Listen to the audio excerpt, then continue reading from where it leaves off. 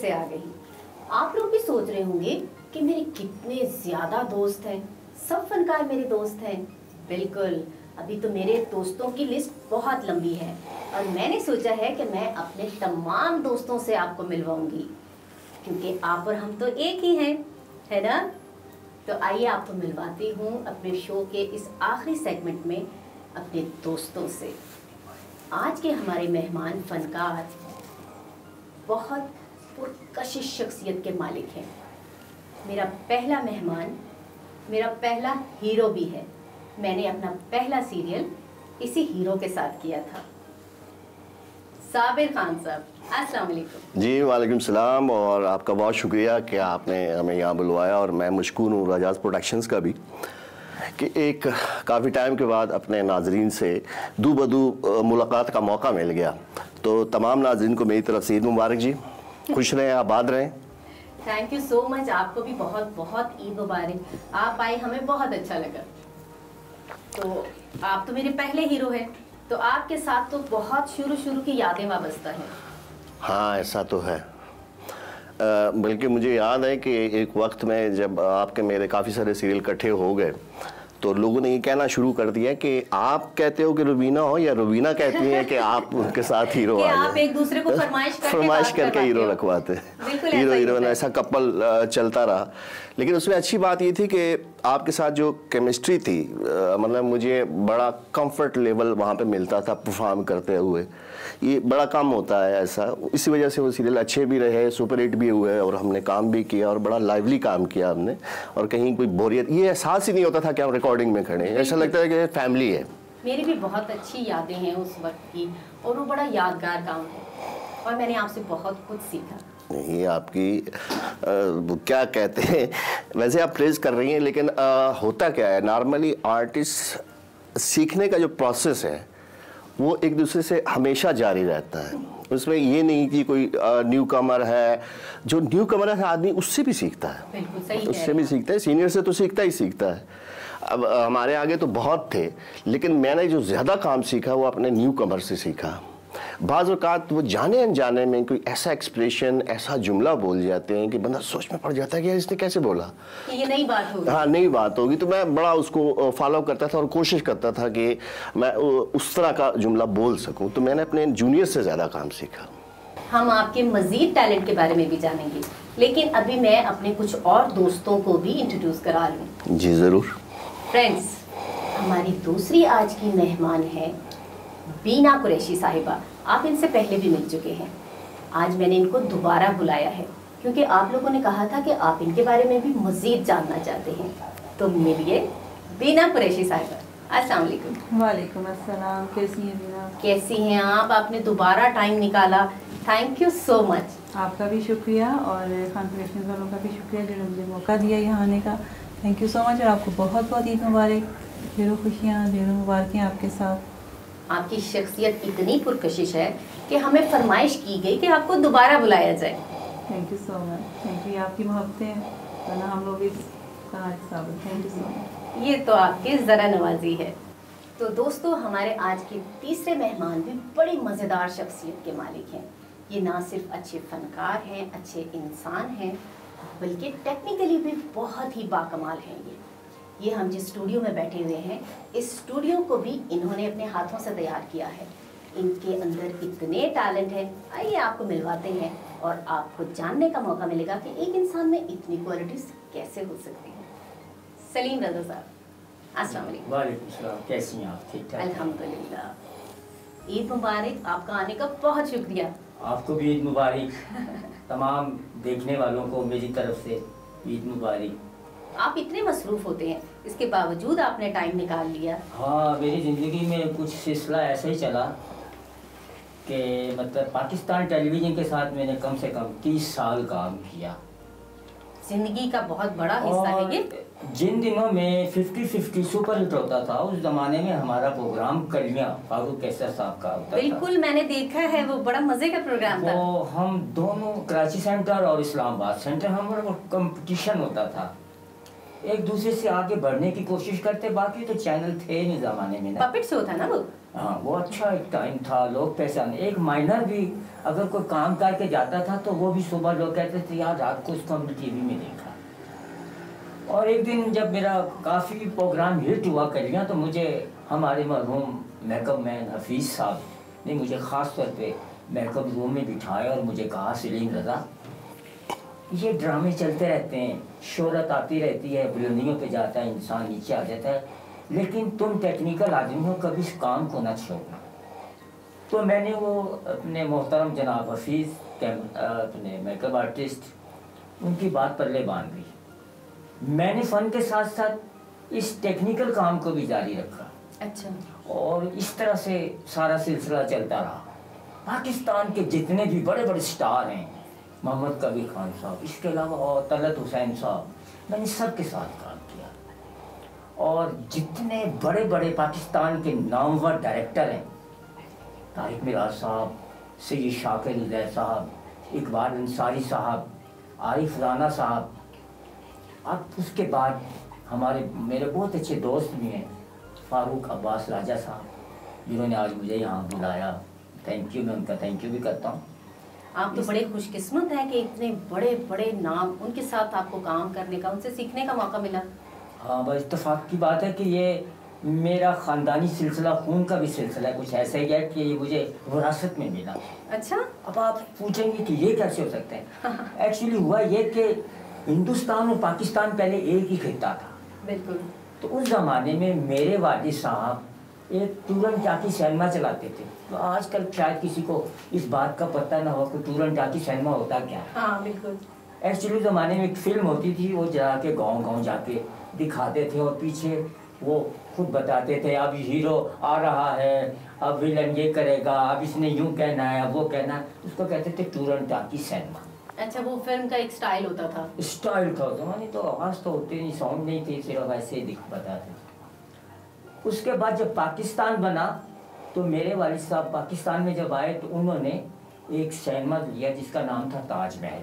अच्छा। वहाँ पे फिल्म ऑपरेटर की हैसियत से काम शुरू किया उन्होंने। और मैं बचपन में वहाँ आना जाना, अबू की रोटी लेके जाना, फिल्म देखना वहाँ पे। उस ज़माने में सलीम रज़ा साहब के गाने थे, हमारे पाकिस्तान के नामवर गुलकार सलीम रज़ा। बिल्कुल, मैंने सुना नाम, बहुत बड़ा नाम है। उन्होंने जब गाने सिल्वर जुबली ने किया ना, फिल्म ने सिल्वर जुबली की, तो उस वक्त मेरी पैदाइश हुई। तो मेरे वालिद साहब ने उसको देखते हुए मेरा नाम सलीम रज़ा रख दिया। अच्छा, ये राज है। ये राज है। और उस जमाने से मेरे अंदर वो एक चीज डेवलप हो गई। अच्छा, उस नाम का आप पे असर हो गया और वही खूबियां, वही क्वालिटी आपके अंदर आ गई। वो अंदर आ गई और अल्लाह ने इतनी सलाहियत दी कि मैंने हर जुबान में ड्रामा किया। हाँ वाकई, आप तो काफी सारी जुबानें बोल लेते हैं और काफी सारे आप टोन्स भी निकाल लेते हैं। बड़ी टोन्स निकालता हूँ, बहुत माशाल्लाह, अल्लाह की देन है कि बहुत काम किया ना। किसी ने कहा पटवारी ड्रामा करना, बिस्मिल्लाह। किसी ने कहा आप हिंदको, मैं बिस्मिल्लाह। किसी ने कहा भाई सिंधी करैक्टर है भैया, कर लेंगे। कराची वाले मेमन, असल में बड़े उस्तादों के साथ जब काम किया ना तो यही कुछ सीखा। और देखा जाए तो हमारी जो एकेडमी है वो फारूक कैसर साहब है। उस ज़माने मुख्तलिफ करैक्टर किया करते थे, हर जुबान को बताते थे ये बोलो, ये करो, ये करो, वैसे सीखा। इतनी सारी जुबानें सीखना कोई आसान काम तो नहीं है। वो 50-50 में मेरा एक पसंदीदा किरदार है। अब तो गायब हो गया। लोग जालिम भी बहुत है ना, जब अरूज पे होते हैं तो उसे सल्यूट करते हैं, जो वो साइड पे हो जाता है उसको कोई पूछता नहीं था। उसका मैंने हमेशा उसकी कॉपी की, आवाज़ की, और लोगों को बताया कि ये माजी जंगीर। अब मैं आपको ज़रा सी सुना देता हूँ। हाँ हाँ बिल्कुल। अरे क्या कर रहा कना का, कैसे बात कर रहा कना का, हम बताते रहे हैं आपको का, आप गलत बात कर रहा कना का, हम ड्रामों में काम कर रहे हैं कना का, आज हमें बुलाए भी नहीं, कैसी बात कर रहा कना, अंगूर खट्टा होगा, कैसी बात कर रहा। जैसे आजकल के नए फनकारों को अगर कहा जाए तो बिल्कुल आपको कोई कॉपी नहीं कर पाएगा। मुश्किल है, बहुत मुश्किल काम है। असल में मैंने अब याद आया कि एक प्ले कराची जाके मोइन अख्तर साहब के साथ भी किया। अच्छा। उस जमाने में सिर्फ मोइन अख्तर साहब होते थे, ये उमर शरीफ वगैरह ये शादी ब्याह के प्रोग्राम किया करते थे सारे ना, कैस्टों का जमाना था। अच्छा। तो उनसे ही देखा जाए तो उमर शरीफ के ये सब लगाए हुए पौधे हैं जिनका स्टाइल है। अरे भाई मुबारक फूल जान के हम कराची से इस्लामाबाद गए तो हमारी बहुत इज्जत हुई। तो ये मुख्तलिफ टर्म्स होते हैं। हाँ। तो ये फनकार तो सारे आजकल वैसे इस तरह का काम नहीं होता और ये है भी बड़ा मुश्किल काम दिया भी नहीं जाता। हाँ भाई आपने ये काम करना ठीक है ओके ही कर देते हैं। लेकिन बात है कि अल्लाह की देन है सलाहियत, उसमें ये आपके एक बड़ी मजे की बात आपको बताऊं। अल्लाह शाद है कि मैं कराची ड्रामा करने गया था। तो मेरी आदत है मैं पीर मुर्शद वाला बंदा हूँ, दरबारों पे हाजिरी देता हूँ, बुजुर्गों की बड़ी कदर है, उनकी दुआएं मेरे साथ। मतलब अंदर से फकीराना फकीराना मेरा खान है। मैं अब्दुल्ला शाह गाजी के दरबार पे दुआ कर रहा था कि अचानक इस्लामाबाद सेंटर से एक फोन आया। सुना तो फारूक अब्बास साहब। हेलो सर किधर हो? मैंने कहा मैं तो सर कराची हूँ, अब्दुल्ला शाह गाजी के दरबार पे हूँ, मैं आपके लिए भी दुआ कर रहा हूँ, अपने लिए बाकी तमाम लोगों के लिए। उन्होंने कहा यार एक ड्रामा करना फौरन तुम आ सकते हो। मैंने कहा सर आप हुक्म करें। कह रहे 2-3 दिन के बाद रिकॉर्डिंग है, आपने आना है। मैंने कहा ठीक है सर, और ये किरदार है तो आप आ जाएं। तो किरदार का नाम है अब्दुल्ला। एकदम मुझे चौंक लगा। मैं तो अब्दुल्ला शाह गाजी साहब के दरबार पे हाजिरी दे रहा हूँ, ऊपर से मुझे वो अब्दुल्ला का करैक्टर मिल गया। क्या हसीन इत्तेफाक। पिंडी का टिकट करवाया और जनाब सीधा इस्लामाबाद और फारूक साहब के कमरे में सर हाजिर हो गया। और फारूक साहब ने मुझे स्क्रिप्ट दिया कि भाई ये ले जाएं, कल रिकॉर्डिंग है। मैंने कहा इतनी जल्दी नहीं, कहा जी कल गोलड़ा शरीफ 7 बजे पहुंचना है। अरे वाह। वो अल्लाह। मैंने कहा ठीक है, स्क्रिप्ट लिया और मैं याद करता जा रहा हूँ। मैं साइकिल बहुत चलाता हूँ। तभी आप अभी तक स्मार्ट हैं माशाल्लाह। 56 के उम्र के लोग और तकरीबन वो मैं को रात के टाइम को 11 बजे जा रहा था कि रास्ते पे ना सड़क पर होते हैं स्पीड ब्रेकर ना रबड़ के, वो खड़े रहते, उसमें से किलियां बाहर निकली होती। मैं बड़ी तेजी से और स्क्रिप्ट को याद करता जा रहा हूँ कि बस सुबह रिकॉर्डिंग है। वो स्टैंड कुछ गिरा ना तो वो किली में ऐसे फंस गया और मैं गिरा और मेरे सीने में वो हैंडल लगा और मैं शदीद बस गिर गया और मैं घर गया, परेशान हो गया। सुबह रिकॉर्डिंग कैसे होगी? फोन आ गया जी, पहुंचा वहाँ पे। अच्छा। अब अल्लाह का करना हुआ कि रिकॉर्डिंग शुरू हो गई। आंखें ड्रामा था फारूक अब्बास साहब का। तो मेरे सीने में इतना दर्द, और जब मैंने वो किरदार किया कुब्बे का तो यकीन कहती हैं वो जो दर्द था ना उसने मुझे 100% कुब्बा बना दिया। वो चोट वो दर्द आपकी सपोर्ट बन गया। सपोर्ट बन गया। कुदरत वाला जो करता वो बेहतर ही करता। और वो ड्रामा फारूक अब्बास साहब का सुपर डुपर ड्रामा आंखें और कमाल ड्रामा। हम आपसे मजीद और बातें करेंगे, लेकिन अभी हम बीना जी से पूछते हैं।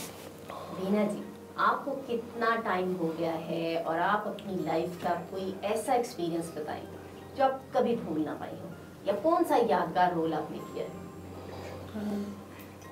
मैंने जब स्टार्ट किया तो एक प्रोग्राम था जिसमें बच्चों की मैंने कंपेयरिंग की, सजरफुल एक प्रोग्राम था। तो जिस दिन वो प्रोग्राम लगा तो मैंने आके अपने घर का मीटर स्विच बंद कर दिया। क्यों? बस वो मैंने उस वक्त बस नहीं था, घर में इतनी थी सख्ती थी और जो भी बस सिस्टम पे। तो मैंने फिर अपनी बाजी की तरफ, कज़न थी मेरी, उनके साथ बैठ के मैंने उनके घर में देखा, छुप के देखा।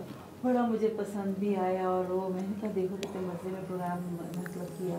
लेकिन उसके बाद फिर बीच में अपनी पर्सनल लाइफ में जॉब भी शुरू कर दी थी मैंने। कोहिनूर में एज ए कॉस्टिंग ऑफिसर में जॉब स्टार्ट हो गई थी, तो फिर उसको प्रॉपर टाइम देना मेरे लिए मुश्किल था बीच में।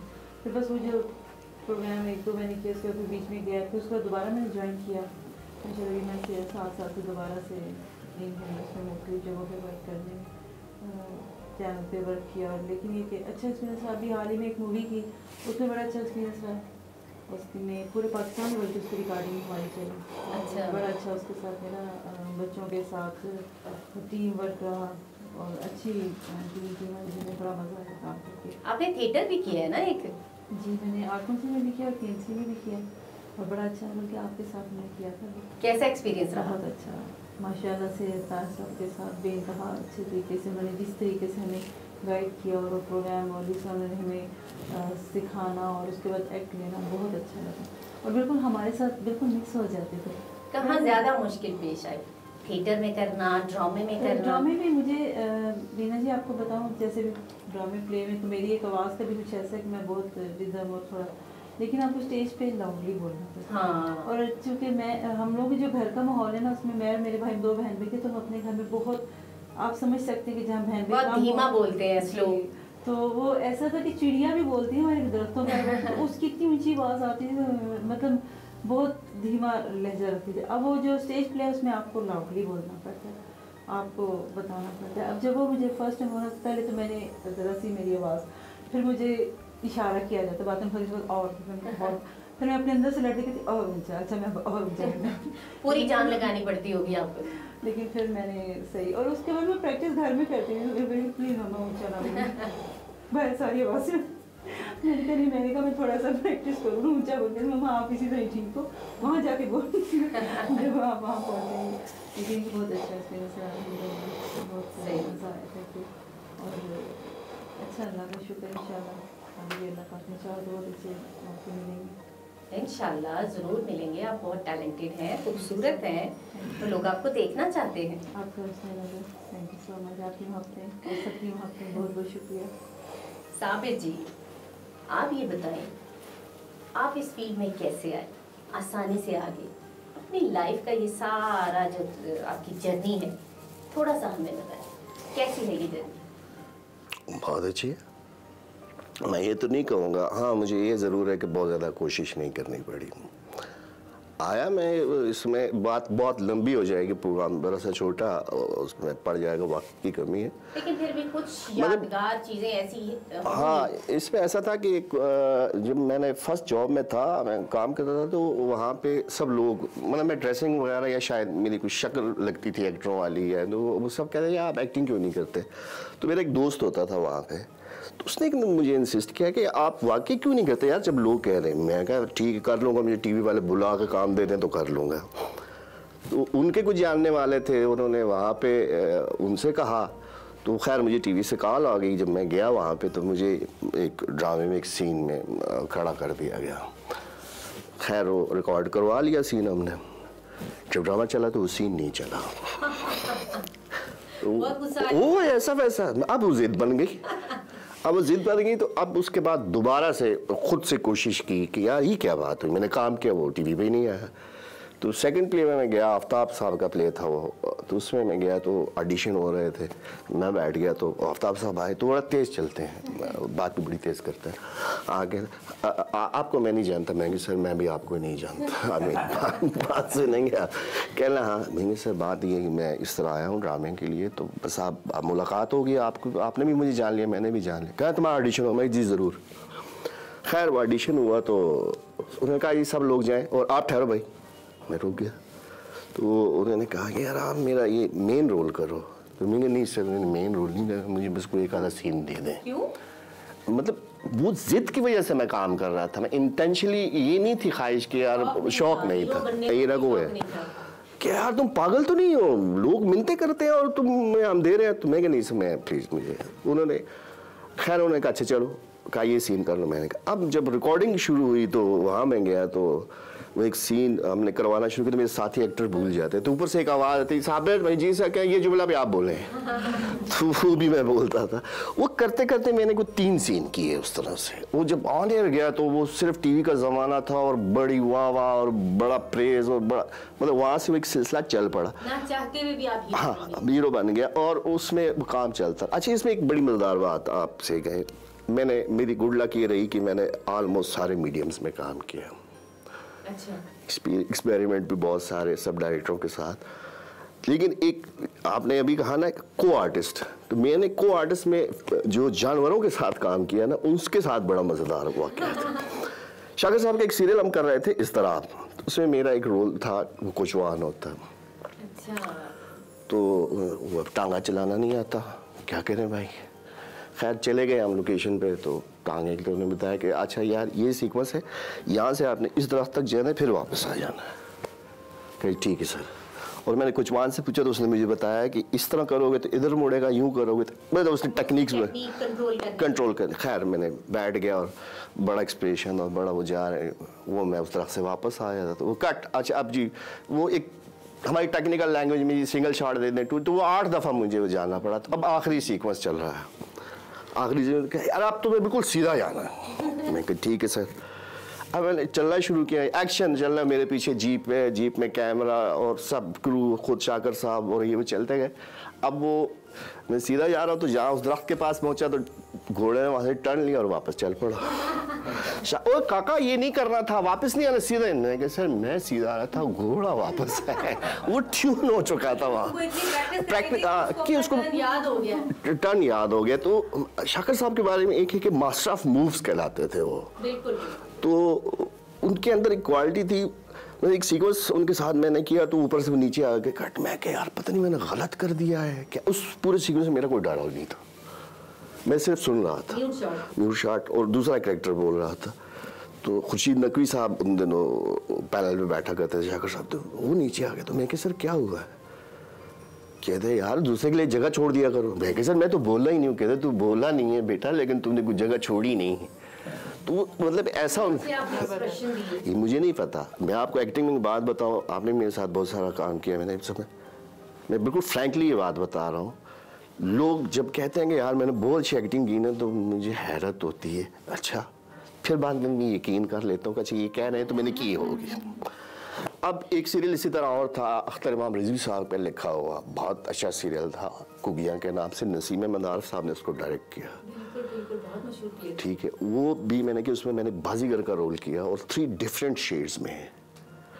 हाँ 3 डिफरेंट शेड्स में वो करेक्टर हमने उसमें मैंने किया। मुझे बहुत मतलब इस सीरियल्स में करने बहुत मज़ा आया। तो थर्ड टाइम एक सीरियल अरशद चहल का लिखा हुआ था, मिट्टी नहीं खुशबू, उसमें मुझे सांप के साथ एक्ट करना था। और गुड लक ये क्या से कहें, मुझे ज़िंदगी में अगर किसी चीज़ से डर लगता है वो सांप है। फिर कैसे किया? वो उसमें प्रॉब्लम ये था कि उसको सांप में अपनी महबूबा नजर आती है और वो उससे बातें करता है। लो। तो वो और सीक्वेंस हमने करवा लिए और मैंने कपड़े भी सिर्फ वो सलूका सा पहना होता है, वो जो सपेरों का होता है। हाँ वो जो एक सपेरे का जो हाँ गेटअप है। तो अब वो जगह आ गई जी, सांप के साथ मुकालमे शुरू होने। तो मैं सांप ना पकड़ूं, मैं क्या जी चीट का? कहा नहीं चीट नहीं, खुद पकड़ो। सच्ची मुझे हाँ सर। सपेरे से मैं कहा इसके मुंह में उंगली डाल भाई, अगर ये इसमें जहर नहीं है तो उसने डाल, कोई नहीं। खैर उसके बावजूद डर ना जाए मेरे अंदर से। तो वो दिसंबर का एंड और असर का वक्त था, तो सांप कहीं ठंड की वजह से वो हिल हुल नहीं रहा था, तो मुझे दे दिया। अब ले ले। तो मैंने रिक्वेस्ट, मैं नसीम भाई एक छोटी सी रिक्वेस्ट है। क्या? हाँ बोल। मैं भाईजान मिड शॉट ले लेना। ये टांगे कांप टांगे कांप रहे थे। अरे यार खान की, मैं क्या बॉस आप समझ नहीं रहे, नीचे वाला शॉट नहीं दिखाया। टक टक टक टक। तो खैर क्या हाँ ठीक है। उन्होंने कहा चलो ये करे तो सही ना, फिर कर लें। तो मैंने सांप पकड़ा और मैंने लाइनें बोलनी शुरू की। तो उसको मेरे हाथ की गर्मी, सूरज की गर्मी, लाइटों की गर्मी, तो उसने आंखें खोलनी पहले शुरू कर, फिर चल पड़ा। अब चल पड़ा तो सपेरे से मैंने पूछा था, उसने कहा जोर से पकड़ोगे तो ये रिएक्ट करेगा। तो खैर मैं उसको, अब उसके साथ सीजन तो मैंने कर लिया। कहा यार तुम ऐसे ही डर रहे थे, देखो कुछ हुआ? मैंने कहा सर कुछ नहीं हुआ। तो मैंने एक रिक्वेस्ट की कि सर ये सांप वाले सारे सीक्वेंस आपने एक गो में कहे। कहते क्यों? मैं क्या बताऊंगा। तो 4 दिन मैंने वो पूरे सीरियल के वो सांप वाले सीक्वेंस करवाए।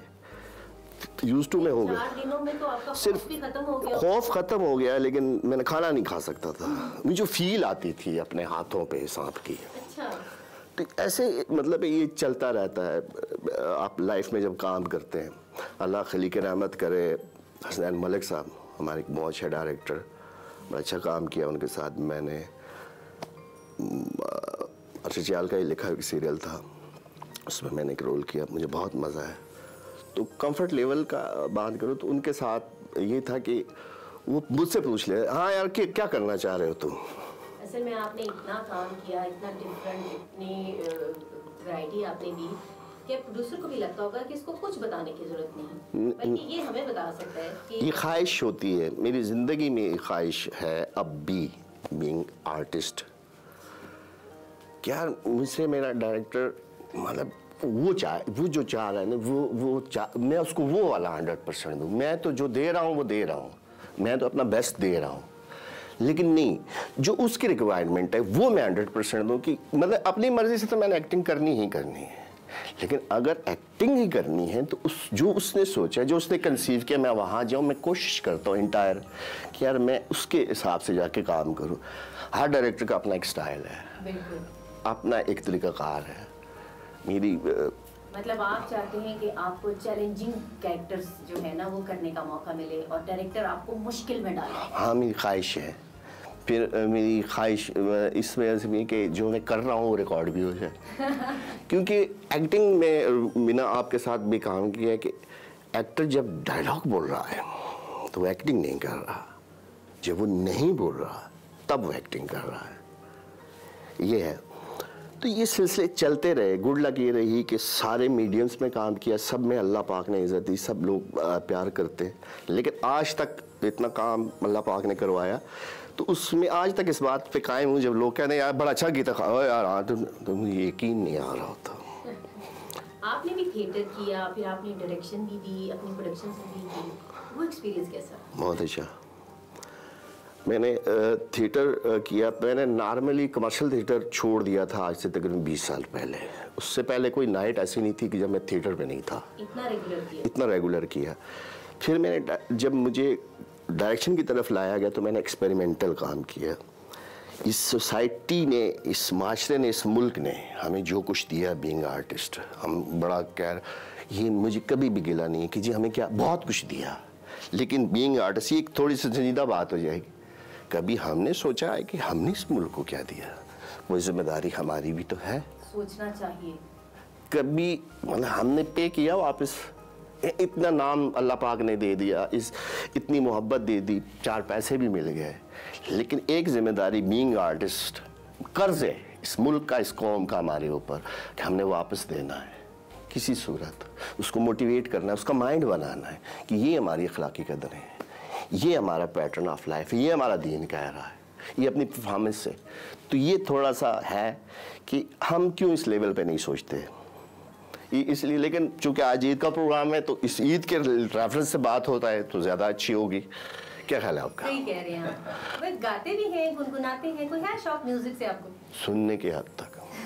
कभी ट्राई नहीं किया? नहीं, गुनगुनाया भी नहीं? काफ़ी मतलब सुनता बहुत हूँ और आज तक मुझे लोग कहते हैं ये पुराना आदमी है यार। मेरी गाड़ी में आज भी सब ओल्ड सॉन्ग 70s 80s वो चलता रहता है। आप तो नहीं गा सकते? नहीं। लेकिन मैं सुना बीना जी बहुत अच्छा गाती हैं। अच्छा, ऐसी बात है तो ज़रूर। बीना जी बताइए, आपको शौक है, आपने सीखा है या बस ये गॉड गिफ्टेड है? कैसे गा लेती हैं? नहीं, बस स्कूल में होते थे तो असेंबली होती थी जब, तो उस पर नाक पढ़ती थी। अच्छा। तो फिर मैं क्लास में बैठी थी, मेरी फ्रेंड्स कहती शोर कर रही होती थी ना, तो मैं ऐसी में कुछ तो सारी चुप कर जाती थी। मैं कहती इसका मतलब मैं कुछ सही कर रही हूँ। नहीं, आपकी आवाज़ तो बहुत अच्छी है, तो यकीनन आप सुरीली भी होंगी। बस ऐसे घर के, मुझे ऐसा ना घर का पांडा। वो सब तो थोड़ा सा गुनगुना दें, ईद का मौका है, हमारी खुशी दुबाला हो जाएगी। सुन लेंगे? जी जी ज़रूर, प्लीज़। हम आपसे फरमाइश कर रहे हैं। बहुत फेवरेट है मेरा। जब कोई प्यार से बुलाएगा, जब कोई प्यार से बुलाएगा, तुमको एक शख्स याद आएगा। जब कोई प्यार से बुलाएगा, तुमको एक शख्स याद आएगा। जिंदगी के दर्द को सहोगे तुम, दिल का चैन ढूंढते रहोगे तुम। जिंदगी के दर्द को सहोगे तुम, दिल का चैन ढूंढते रहोगे तुम। जब सकूं दिल कहीं न पाएगा, जब सकूं दिल कहीं न पाएगा, तुमको एक शख्स याद आएगा। जब कोई प्यार से बुलाएगा, तुमको एक शख्स याद आएगा। वाह वाह वाह, क्या बात। किस तरह का म्यूजिक पसंद है आपको? Sad song, tragedy, romantic? जब ड्राइव कर रही होती तो तेज फास्ट। अच्छा, फास्ट भी सुनती हैं? फास्ट गा भी लेती हैं? हाँ, बस वो वो जब म्यूजिक लगा तो साथ साथ हम चुमक कर रहे थे, और बच्चों के साथ बच्चे ही बन जाते हैं बहुत बार। लेकिन वैसे मुझे ज़्यादातर ना पुरसकून म्यूजिक सुनने का बहुत स्लो। तो आप भी साबिर साहब की तरह पुराने गाने सुनती हैं? मज़ा करते हैं, सुनते हैं, समझ आती है ना, सुकून आता है, रूह का सुकून मिलता है। बाकी आजकल के पास सुनो तो एक आगे दिमाग में इतनी सोचें तेज़ से चल रही होती है, फिर म्यूज़िक सुनो तो और मज़ीद जो है ना तेज़ी आ जाती है। तो लेकिन ये कि सुकून से म्यूज़िक सुनना चाहिए तो बंदे की रूह में जरूर आता है। क्योंकि मौसीकी रूह की ग़िज़ा, ये सही बात। लगता है आपको भी शौक है। बस मुझे तो शौक उस नाम से सलीम रज़ा। अरे हाँ, आपका तो रेफरेंस ही इतना अच्छा है नाम का। जितने भी मैंने ड्रामे किए आज तक, ख़ास तौर पे अगर ड्रामे में कोई ऐसा नहीं है, लेकिन मैंने खुद प्रोड्यूसर से कहा सर मैं इसमें गाना गा लूँ, मैंने कहा गा ले।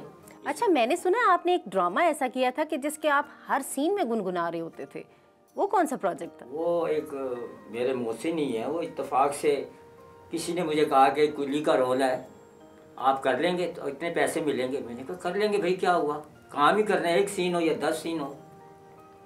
तो मैं वो कराची से टीम आई हुई थी, मज़हर मोइन साहब बड़े अच्छे डायरेक्टर हैं, तो मैं उनके पास सुबह पहुंच गया 7 बजे गोल्डा रेलवे स्टेशन पे। तो उन्होंने कहा भाई ये रोल है, सानिया सईद के साथ आपका ये रोल है, आपने कहना ये सामान आपने उठाना है और ये बाहर ले जाना, इतनी सी एक लाइन थी। अच्छा। मैंने कहा तो कुछ भी नहीं है। मैंने कहा सर एक रिक्वेस्ट है, अगर इजाज़त हो मैं इस सीन को थोड़ा सा बना लूँ।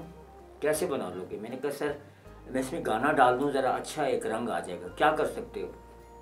मैंने कहा सर मैं इसमें गाना डाल दूँ। कौन सा गाना? मैंने कहा सर स्टेशन पे सीन हो रहा है तो मैं स्टेशन के हवाले से इसमें एक गाना डाल देता हूँ। कह रहे क्या? मैं गड्डी आ गई स्टेशन ते पर हट वे बाबू सानू माइया वेखण दे। कहने ठीक है कर लेना।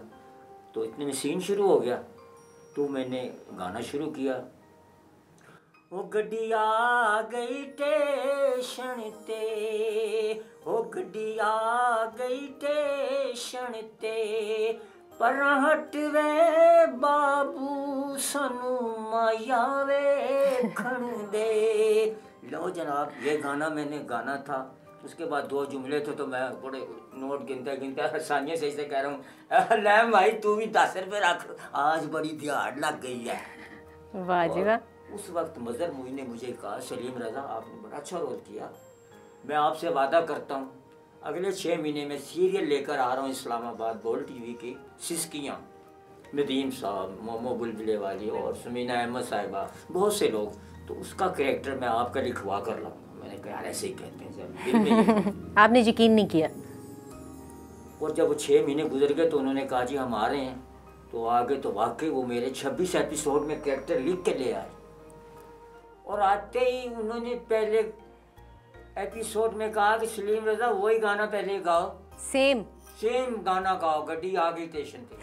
वो गाया, इतना पसंद आया नदीम उनको। साहब मेरे मद्दे मुकाबिल थे, सर में सारे का मेरा किरदार था। नदीम साहब भी कारीगर थे, मैं भी, मारिया वास्ती भी। तो फिर उन्होंने कहा कि हर एपिसोड में तुमने गाना गाना है, जो तुम कर सकते हो करो। फिर मैंने गाने भी गाए, गज़ल भी गाई, कलाम भी पढ़े, सारे शौक पूरे किए। सारे शौक पूरे कि 26 एपिसोड किए, 26 ही किरदार उसमें किए, तो 26 ही गाने गा दिए। लेकिन अभी हमें कुछ ऐसा आप सुनाए ना कि ईद है तो मज़ा आ जाए। हाँ, बात तो अच्छी की आपने ईद के हवाले से। तो ऐसा है कि अगर ईद पे कोई अच्छा मेहमान घर पे आ जाए तो बंदे का दिल करता है ऐसे ना जाने। सही कह रहे हैं आप। उस हवाले से फिर ये गाना है वो आपको सुनाता हूँ जितना भी है। प्रॉपर हम गुलकार तो नहीं है, शौकिया ही हैं। बादल बोलिए हैं उसके। आज जाने की जिद ना करो, आज जाने की जिद ना करो, यूं ही पहलू में बैठे रहो, आज जाने की जिद ना करो। वाह। तुम ही सोचो जरा क्यों ना रोके तुम्हें, जान जाती है जब उठ के जाते हो तुम जान जाती है जब उठ के जाते हो तुमको अपनी कसम जाने जा। रोक लो आज की रात को, आज जाने की जिद ना करो। यूं ही पहलू में बैठे रहो, आज जाने की जिद ना करो। वाह जी वाह, ये तो सचमुच मुझे लग रहा था कि आप वाकई किसी को रोक रहे हैं। ऐसे ही है। बहुत मज़ा आ रहा है आप सबसे बात करते हुए, वक्त का पता ही नहीं चल रहा, लगता है वक्त को पर लग गए हैं। लेकिन मजबूरी है, ये शो है और इसका एक लिमिटेड टाइम होता है। लेकिन मैं चाहूँगी कि आप सब लोग दोबारा आएँ, दोबारा ऐसे ही हम लोग गपशप करें और दोबारा से हम लोग खुशियाँ बांटें। जी ज़रूर, क्यों नहीं आएंगे। आप ये यकीन रखिए कि अगर आज हम आ गए और फिर भी आप चाहेंगे तो हम ज़रूर आएंगे, क्योंकि एक आर्टिस्ट वो अपने व्यूअर के साथ रहना चाहता है, उसकी ख्वाहिश होती है कि वो अपने व्यूअर के साथ इन टच रहे। तो इस तरह अगर हमें मौका मिलता है तो हमें खुशी होती है, ज़रूर आएंगे बिल्कुल। यानी कि हम जब भी आपको बुलाएंगे तो आप मना नहीं करेंगे, आप आ जाएंगे। Thank you so much. आप सबके आने का बहुत शुक्रिया, हमें आके ईद की खुशी में इतनी सारी बातें करने का और हमारी खुशी को डबल करने का बहुत बहुत शुक्रिया। Thank you so much. Thank you. जी फ्रेंड्स, क्या ख्याल है ना आज का दिन बहुत मज़ेदार गुजरा आपका? हमें फीडबैक ज़रूर दीजिएगा, हमें बताइएगा कि हमारी ये कोशिश आपको कैसी लगी और मज़ीद आप हमारे इस चैनल में क्या क्या दिखना चाहते हैं, किस तरह के प्रोग्राम दिखना चाहते हैं और किस किस सेलिब्रिटी से मिलना चाहते हैं, उनके बारे में क्या क्या जानना चाहते हैं। हमें इंतज़ार रहेगा कि आप हमसे फरमाइश करें, क्योंकि हमने तो ये प्रोग्राम, ये चैनल बनाया ही इसलिए है कि हम आपकी हर फरमाइश पूरी कर सकें। ठीक है, तो जिन लोगों ने हमारे चैनल को सब्सक्राइब किया है उनका बहुत शुक्रिया, और जिन्होंने अभी तक नहीं किया प्लीज़ फ़ौरन हमारे चैनल को सब्सक्राइब कीजिए, लाइक कीजिए, शेयर कीजिए और बेल आइकॉन को प्रेस करना मत भूलिए, क्योंकि आप सोच नहीं सकते कि हमने कितने अच्छे अच्छे प्रोग्राम प्लान किए हैं आपके लिए। तो कोई भी प्रोग्राम मिस मत कीजिएगा। मैं फिर आऊँगी एक और मज़ेदार प्रोग्राम लेकर। Thank you so much. अल्लाह हाफ़िज़।